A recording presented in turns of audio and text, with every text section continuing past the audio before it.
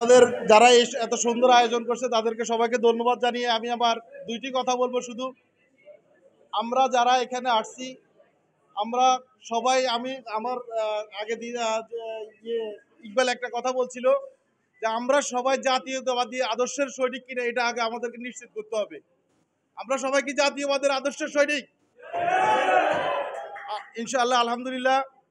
আর একটা কথা আমি বলি, জাতীয়বাদের এখানে আমরা যারা সিনিয়র নেতৃবৃন্দ আছে তারা সবাই কেউ না কেউ নির্যাতন এবং প্রতিহিংসার শিকার। আমি সেটা বলবো না, আমি শুধু একটা কথা বলবো, বিএনপি এবং যারা পালিয়ে গেছে তাদের মধ্যে শুধু দুইটা তফাৎ।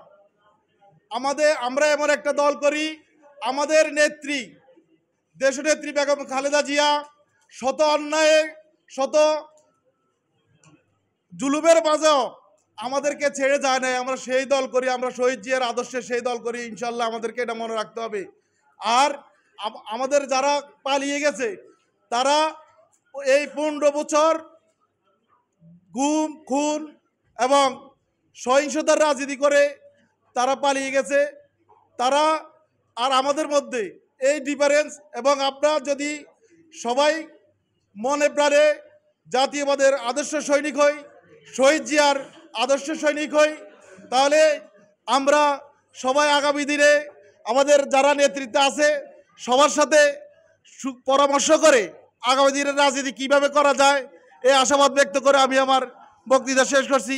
আসসালামু আলাইকুম।